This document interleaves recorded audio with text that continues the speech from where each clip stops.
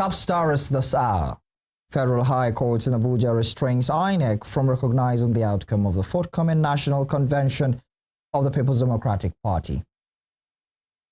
Kogi State Polytechnic suspend 5 staffers, arrest 4 students for certificate racketeering.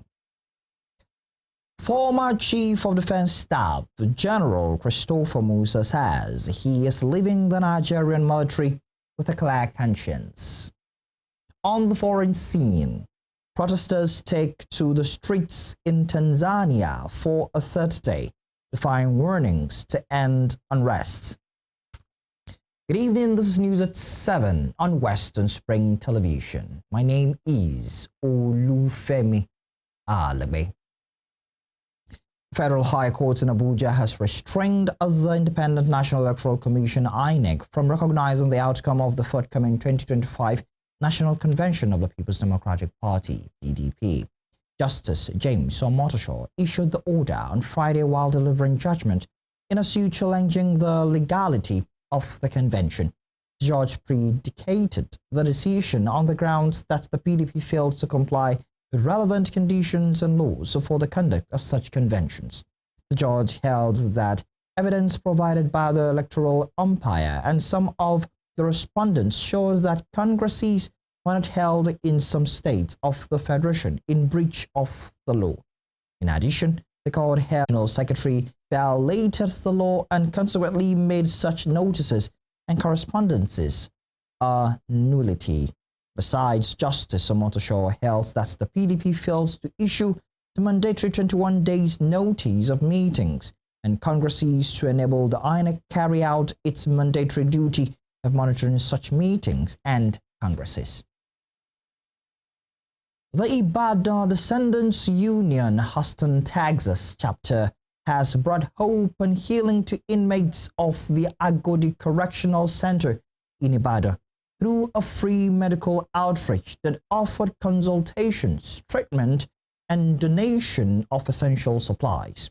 The medical mission provided about 300 inmates with vital healthcare services, including diagnosis, medication, and health education. Here is a report.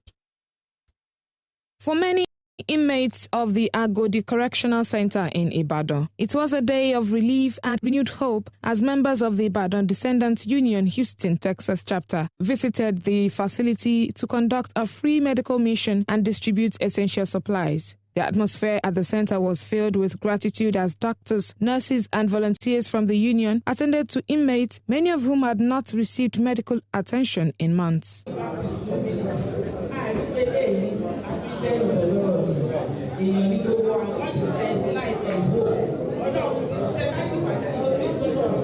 The outreach offered free consultations, treatments, and medications for common ailments. Speaking during the outreach, the president of the Ibadan Descendants Union Houston chapter, Titilayo Sanusi, said the initiative, which touched about 300 inmates, was born out of compassion and the desire to make a difference in the lives of those often forgotten by society. She disclosed that the union has over the past 5 years paid yearly visits to Agodi Correctional Center to donate various items including educational materials, computer sets, calculator, and sewing machines, among others. So the last year when we came, we decided to tour the facility. And then getting to the health center, we now noticed that there's hardly anything there. And then the doctor over there told us that they don't have any equipment or any medication. And then some of my members that came with me, then we were just deciding, we were just talking and said, you know what, we can actually do a medical mission here, sometimes next year.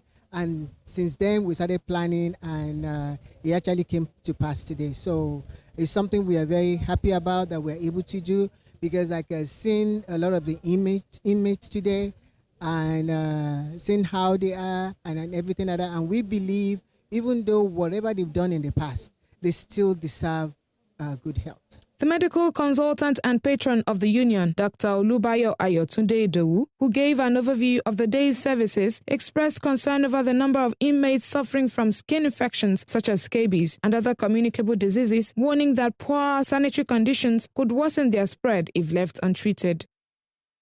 What we have brought is to test them for sugar, for blood pressure, and from there we can, and possibly any other environmental things that is there in the prison. And there is a lot of that I saw today from the place. For instance, there are some with real chronic medical problems, which we have not fully evaluated here because there's no place. We can't really provide evaluation of blood tests with a view to interpreting exactly what is wrong in their system.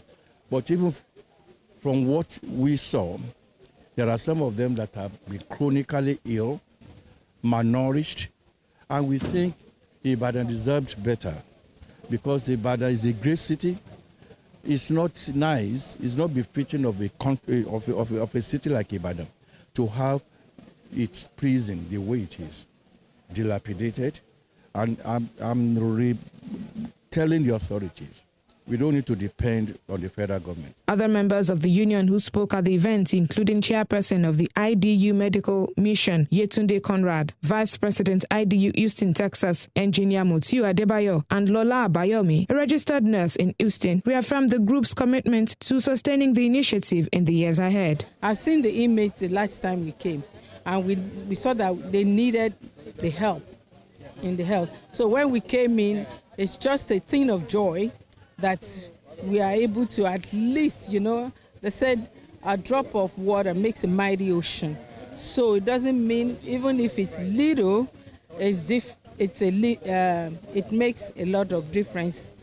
And our goal is to continue it, but we go back and discuss with our members, and we see how we can make our give back a bigger project.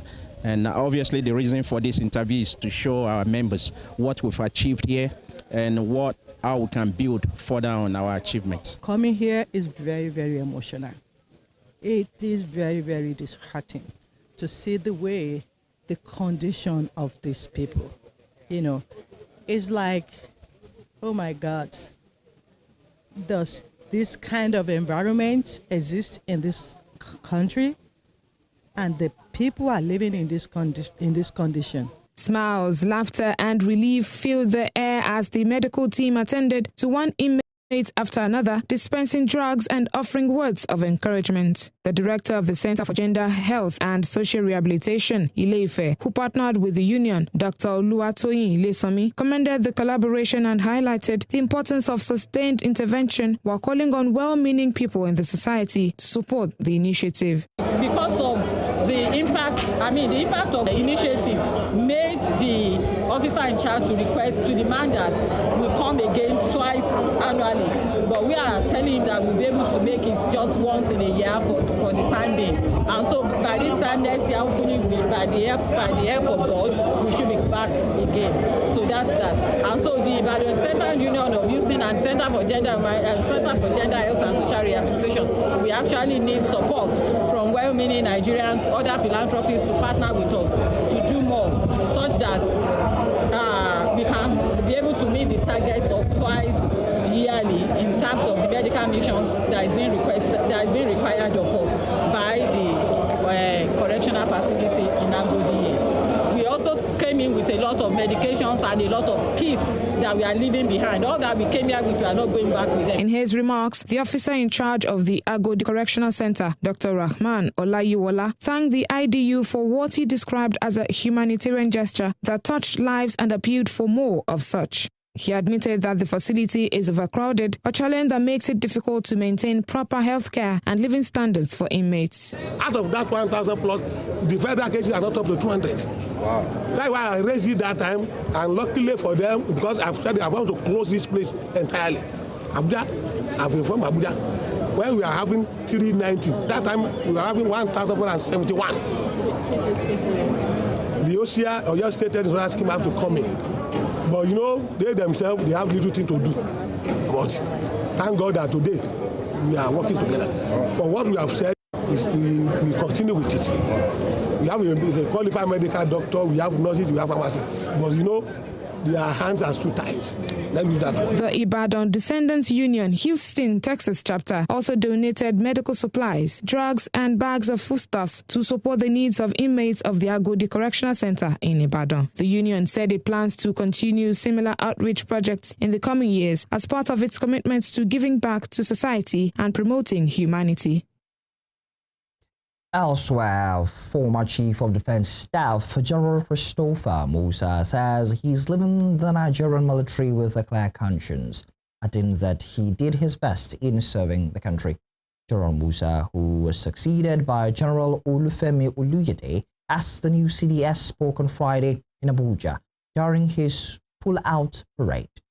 He said his decades-long service to the country was one marked by dedication. He, however, thanked President Bola Tinubu for appointing him, asking troops to give support to the new service chiefs who were appointed earlier in the month in what the presidency described as part of moves to tighten Nigeria's security architecture. General Musa said even in retirement, his loyalty to the country is unalloyed. While stating the need for synergy among security agencies, General Musa asked Nigerians to support troops and other helping in the fight against insecurity. The senator representing Kogi Central, Natasha Akpoti-Oduah, says her invitation to the Senate President Godswill Akpabio and other lawmakers for the commissioning of projects in Kogi was in line with legislative procedure. On Thursday, Akpoti-Oduah invited Akpabio and other lawmakers to attend a project commissioning event in her state 2 months after returning from suspension. Akpoti-Oduah, who marks her second year in office this week, said she wrote to the Senate through the presiding officer for the letter to be read on the floor in keeping with parliamentary custom. The lawmaker added that her decision reflected her commitment to due process and institutional respect, noting that her celebration of achievements and project inaugurations was about public service, not personal recognition. On February 20, Akpoti-Oduah engaged Akpabio in a heated debate over seating arrangements in the upper legislative chamber. She later accused Akpabio of sexual harassment, a claim the Senate president denied. On March 6, the Senate suspended her for 6 months following the adoption of the report by the Committee on Ethics, Privileges, and Public Petitions. Since her return to the legislative chamber on September 24, after serving the suspension, the senator has gradually re-engaged in legislative activities. President Bola Tinubu says his administration is committed to delivering a credible, secure, and verifiable national identity management system as a foundation for Nigeria's developmental goals. President Tinubu stated these at the State House during the launch of the Nanoth app, a mobile-based identity authentication application developed by the National Identity Management Commission. He said the innovation reflects his administration's resolve to leverage technology to enhance efficiency, transparency, and accountability in governance. President Tinubu said the new app would enable all ministries, departments, and agencies to verify staff data, thereby reducing bureaucracy and corruption in public administration. He noted that the system would also power social programs, improve electoral integrity, enhance healthcare access, and ensure equitable distribution of national resources. Minister of Interior Olubunmi Tunji-Ojo said the innovation demonstrates Tinubu's commitment to problem solving through technology. The IFC NIMC NIN-Auth app heralded a new remarkable day in our nation's digital public infrastructure journey as Africa's largest identity database. This innovation marks yet a credible and inclusive national identity management system. It's fundamental to our national development in this century. All our will support financial inclusion, strengthen social welfare delivery, enhance our security architecture, and ensure accurate population data for evidence-based planning. We are simplifying access, reducing bureaucracy interference, and reducing the gaps within which inefficiency and corruption can thrive.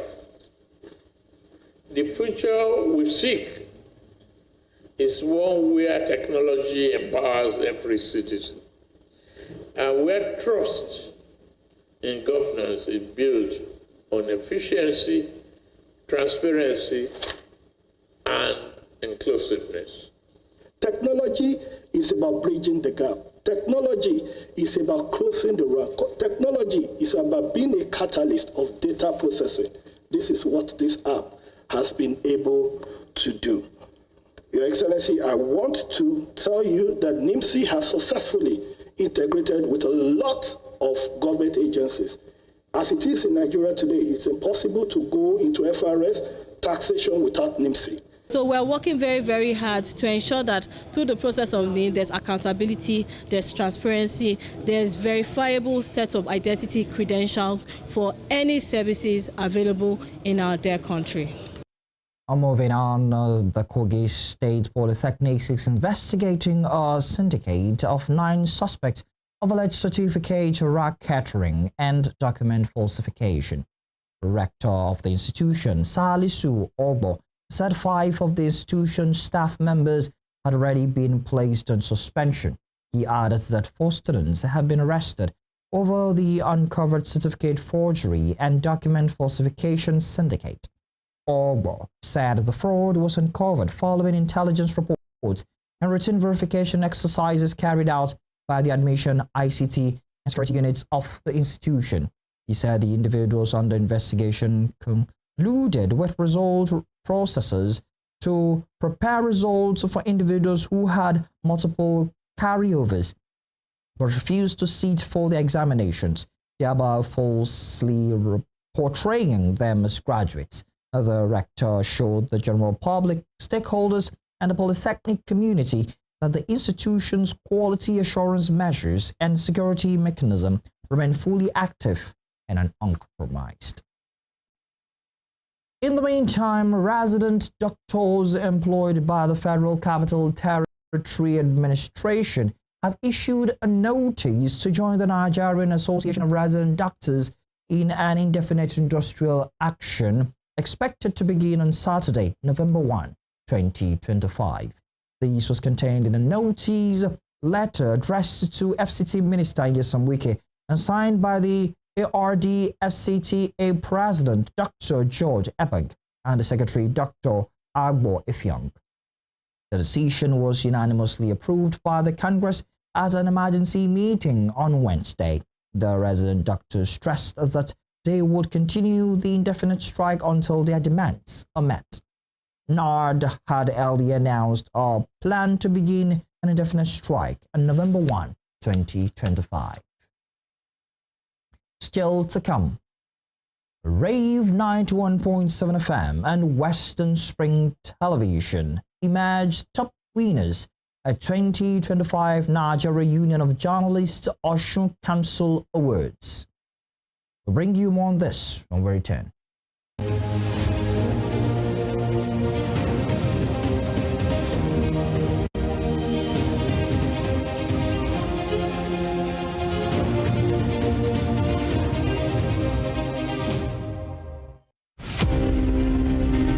War, also known as Ekiti-Parapa War, was waged among Yoruba main ethnic groups which emerged from the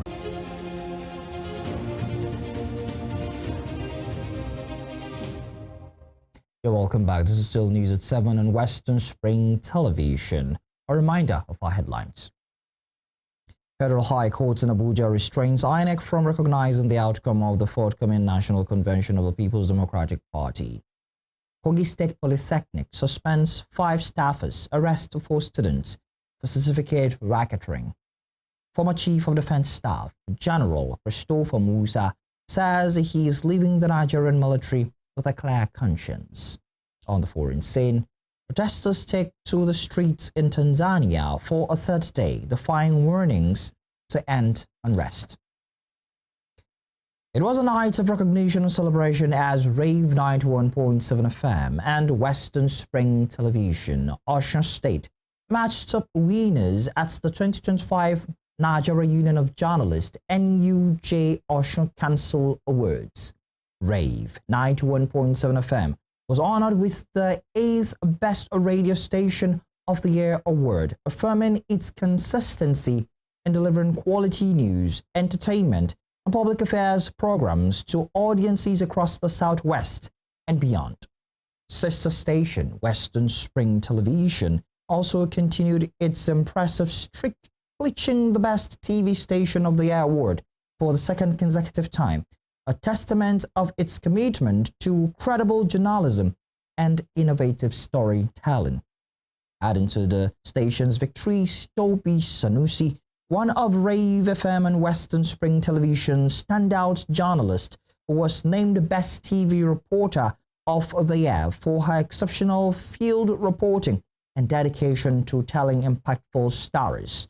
Similarly, Femi Ojo was recognized as the Best TV Newscaster of the Year, acknowledging his professionalism, eloquence, and commanding screen presence.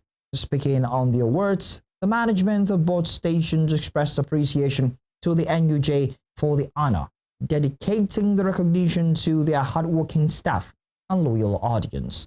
They reaffirmed their commitment to promoting ethical journalism and setting new standards for excellence in the Nigerian media industry. The Osun NUJ Awards celebrate outstanding achievements and professionalism among journalists and media organizations, encouraging continued integrity and excellence in media practice.